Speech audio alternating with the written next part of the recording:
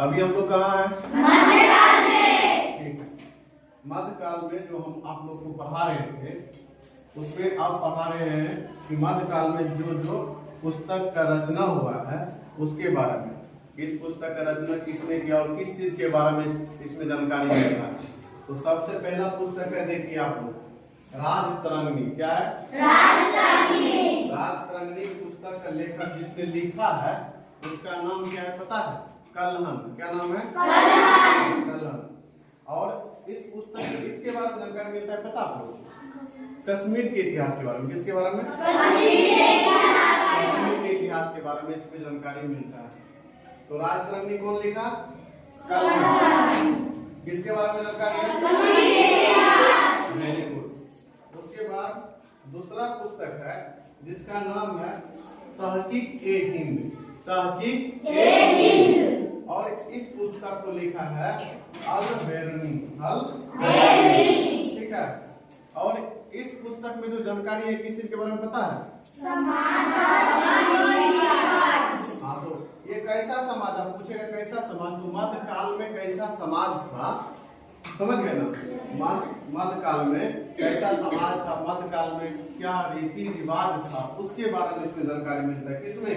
तहकीक-ए-हिंद अल-बेरूनी ने लिखा और उसमें मध्यकाल के समाज और रीति रिवाज के बारे में इसमें जानकारी मिलता है। समझ गए ना? Yes sir. तीसरा पुस्तक है तबाकात-ए-नासिरी। क्या? तबाकात-ए-नासिरी। इस पुस्तक का जो लेखक है मिन्हाज-उस-सिराज। मिन्हाज-उस-सिराज। समझ गए ना? और मिन्हाज-उस-सिराज ने इस पुस्तक में एक वंश हुआ, उस वंश का नाम था गुलाम वंश। क्या? गुलाम वंश। तो जब दिल्ली सल्तनत का वंश चल रहा था तो इसमें गुलाम वंश, लोधी वंश, तुगलक वंश, समझ गए ना? ये सारे वंश राज किया था। उसी में एक वंश था गुलाम वंश। गुलाम वंश का इसी मोहम्मद गौरी के बारे में जानकारी मिलता है। किसमें? तबाकात-ए-नासिरी, जिसको मिन्हाज-उस-सिराज ने लिखा है। मिन्हाज-उस-सिराज ने लिखा है, उसी में मोहम्मद गौरी के बारे में जानकारी मिलता है। समझ गए ना? Yes sir. अगला है पुस्तक, उसका नाम है तारिक-ए-फिरोजशाही। तारिक-ए-फिरोजशाही में जो वर्णन लिखा है, तारिक-ए-फिरोजशाही को लिखा है जियाउद्दीन बर्नी। और इसमें तुगलक वंश के बारे में जानकारी मिलता है। किसके बारे में? तुगलक वंश के बारे में। अभी हम बताएं आप लोग को, तुगलक वंश दिल्ली सल्तनत काल का एक वंश था। समझ गए ना? Yes sir. गुलाम वंश भी उसी काल का था। ठीक है।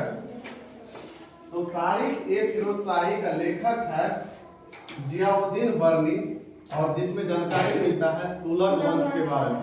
समझ गए आप लोग? Yes sir. और एक पुस्तक है जिसका नाम है अकबरनामा। क्या? अकबरनामा एक पुस्तक है जिसको लिखा है अबुल फजल। कौन? अबुल फजल लिखा है और इसमें जानकारी जो मिलता है इस किताब में अकबर के बारे में। अकबर एक शासक था। क्या था? मुगल काल का। किस काल का? मुगल काल का।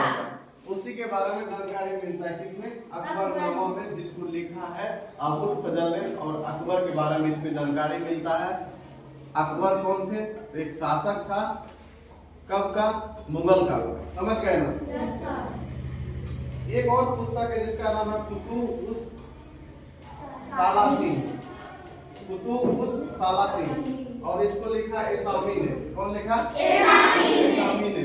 और इसमें भी तुगलक वंश के बारे में जानकारी मिलता है। किसके बारे में? तुगलक वंश के बारे में। समझ गए ना?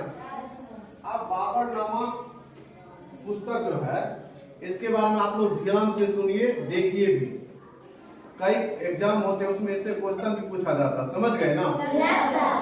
तो तुर्की में है। किसमें है? तुर्की भाषा में। दूसरा इसको फारसी में भी अनुवाद किया गया। किसमें? फारसी में अनुवाद किया गया। तो बाबरनामा जो है तुर्की में जो लिखा गया है तुजुके बाबरी। इसको बाबर ने लिखा। कौन लिखा है? बाबर ने। बाबर के आत्मकथा के बारे में है। ठीक है। और इसमें किस चीज के बारे में जानकारी मिलता है?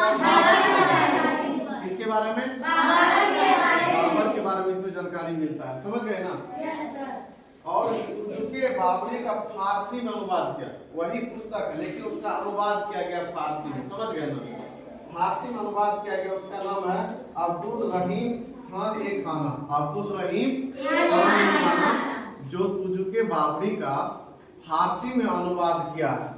इसमें भी बाबर के बारे में जानकारी मिलता है, समझ गए ना आप लोग। Yes sir. कोई दिक्कत है? नहीं सर। तो ये मध्यकाल के समय का पुस्तक है और इसका लेखक और किस बारे में, उसके बारे में जानकारी दी, समझ गए आप। Yes sir. आगे और देखते हैं क्या।